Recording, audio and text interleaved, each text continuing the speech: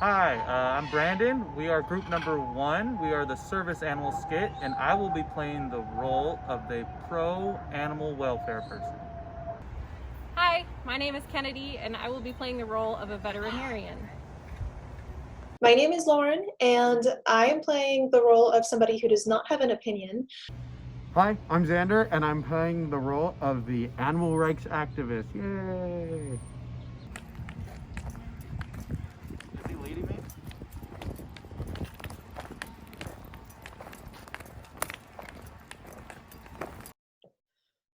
Wow, how adorable.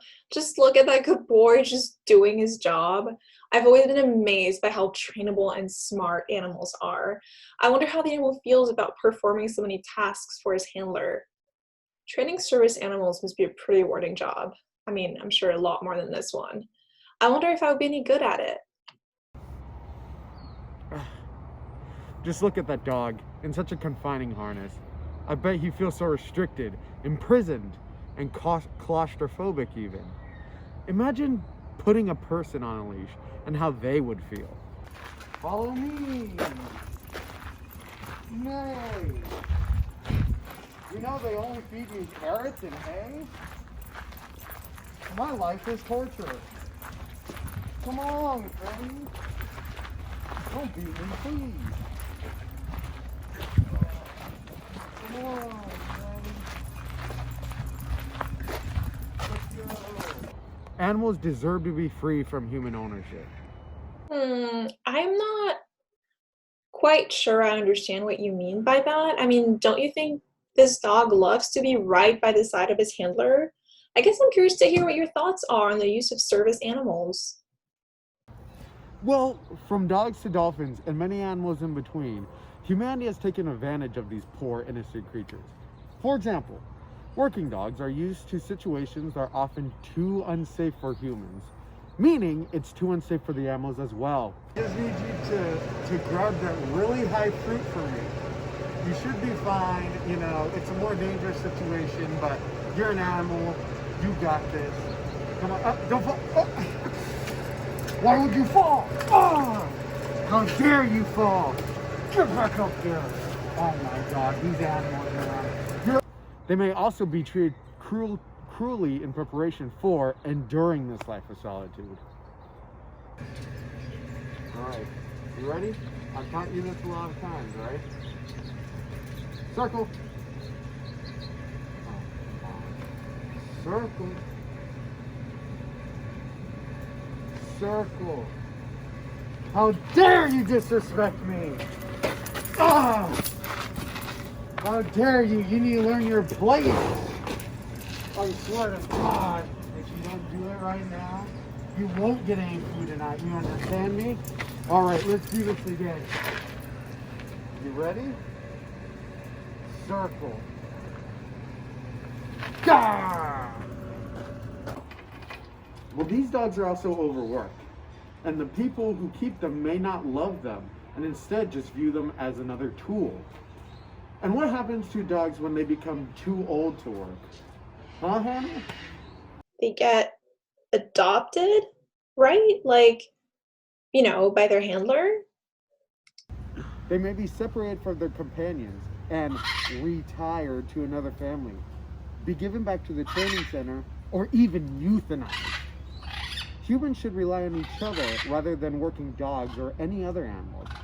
It's much too common for animals to be exploited and abused. Am I right, Lauren?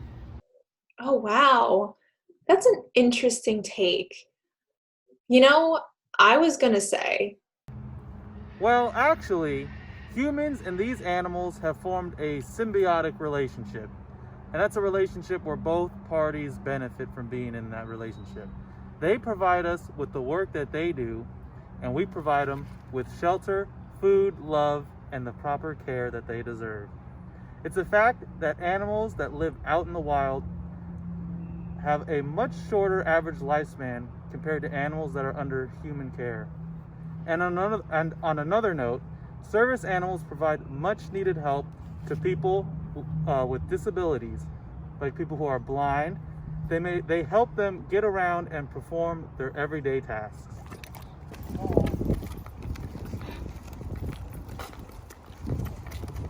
Act like you're blind.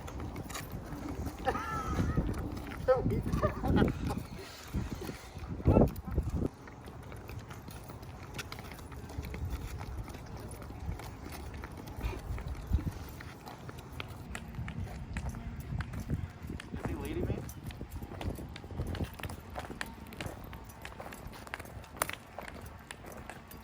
And many other people with disabilities also use a service animal in order to fully participate in their everyday lives.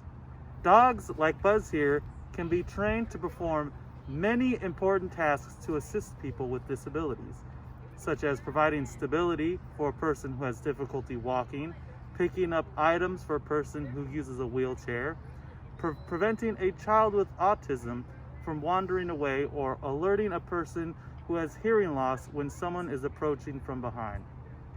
And these are animals that live with human companionship, not to mention that they receive the best veterinary care possible. Yes, I've seen some mind-blowing videos on social media of animals literally like saving their owner. This older person was having a seizure or something, and the dog like laid on the ground right before she fell so that she wouldn't hit her head. I mean, animals are just incredible. Like, no one would do that for me. But you know, I just hope that we do our part in caring for them after what Zender said. I wish I knew a vet who could enlighten us a bit more. Did somebody ask for a vet? Service animals receive top quality veterinary care, but not just from veterinarians. Many facilities and programs have strict requirements for potential homes to qualify for taking an animal home. These can include anything from being a smoke-free household to mental stimulation in the form of training and play requirements. Service animals are thoroughly screened for potential health risks the day they're selected for their important jobs.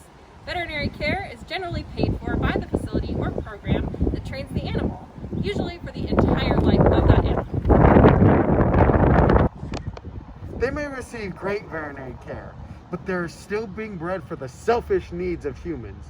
These breeding facilities also just add to the overpopulation and improper care of these purebred dogs. A lot of the canines are bred for looks, for example, such as pugs or bulldogs. With their smushed in faces, they can barely even breathe. Or German Shepherds and Great Danes, who are prone to hip dysplasia. Right, Lauren? Whoa, shouldn't a vet jump in here? That sounds like animal discrimination or something. Let's stick to the topic at hand.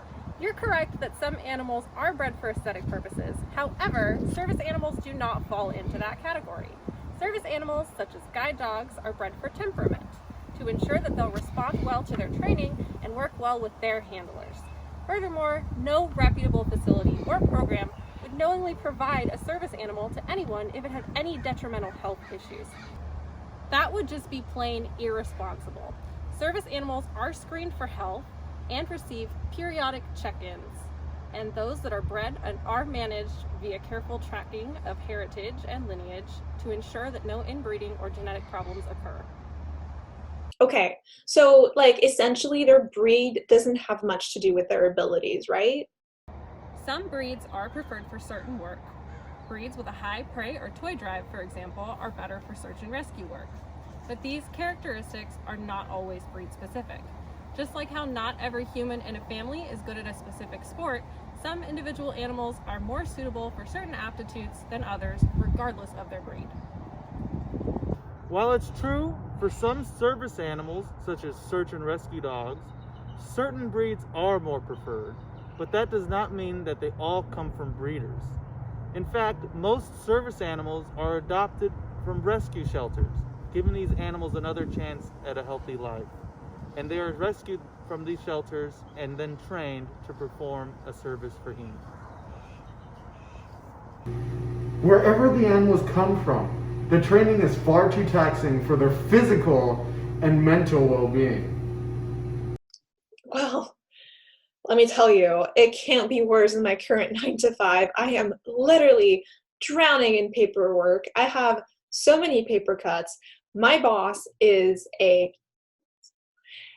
but I mean, what kind of rigorous training? Like, why is it a bad thing?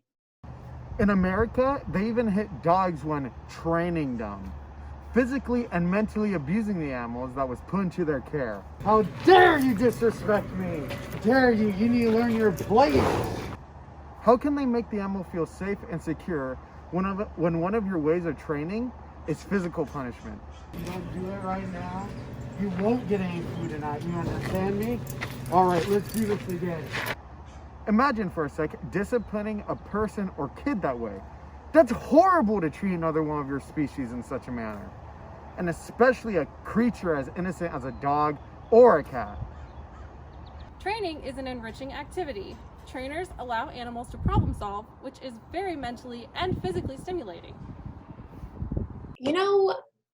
My friend actually trains horses, and I feel like I could, give her a call and probably try this for myself.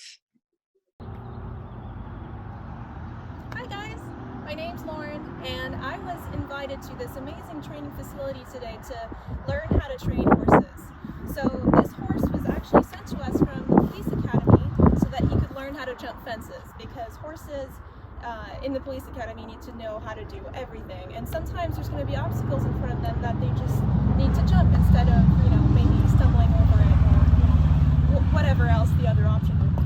So this great horse here, his name is Petrus, and today we'll be learning a few things together, so hope you enjoy it.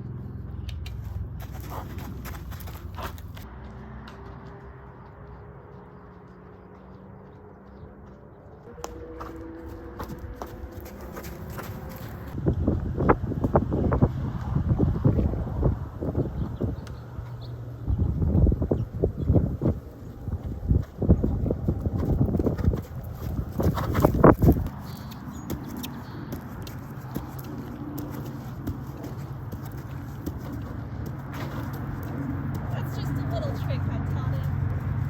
Nothing to do with catching villains though.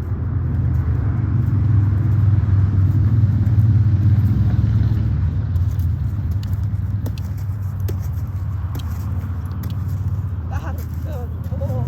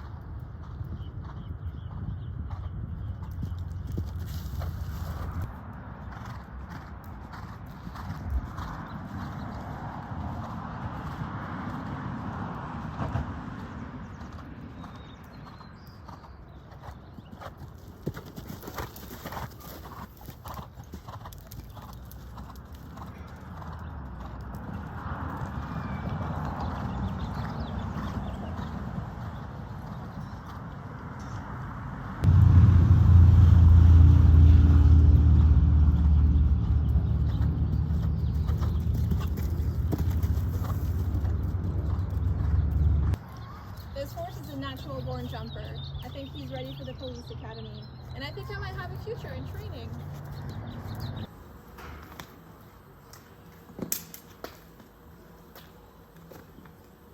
That a boy. That a boy.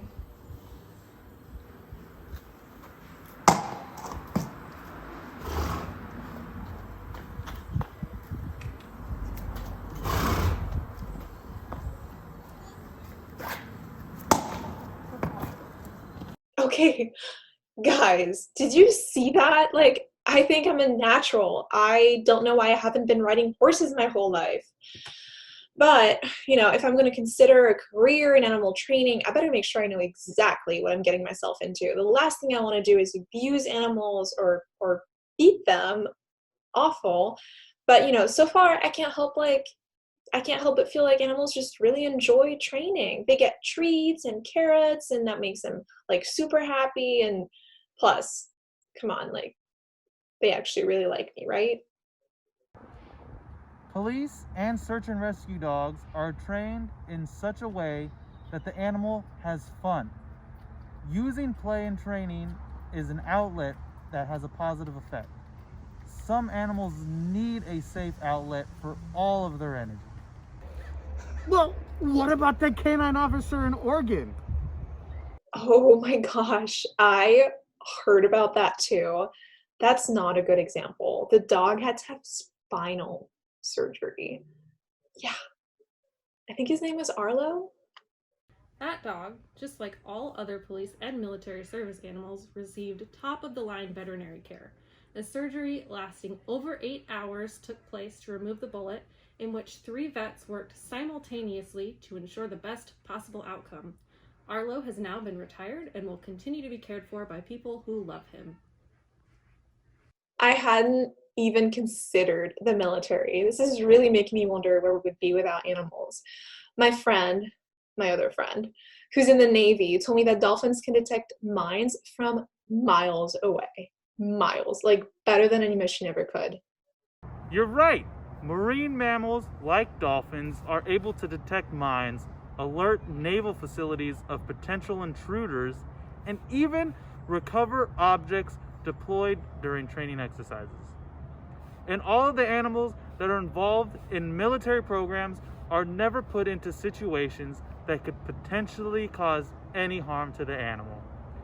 These animals are helping the brave men and women of our military to help keep our country and citizens safe. Right, Neil? Okay, now, training marine mammals. Well, anyways, I mean, that must be an ordeal. Like, it's not like they can, like, wag their tail and tell us they're happy. Well, when training any kind of animal, that animal always has the choice not to participate in training. Especially with marine mammals who are trained with the trainer being outside of the water. They can choose to swim away if they so please. But if they stay with their trainer and participate in a training session, it lets the trainer know that they are comfortable with the situation and what is being asked of them to do. Right, Dolly? Good. Wait. Good. Down. Good. Hold. On feet. Good. I like crumbs. You're like, here you go. Good. Good. Place.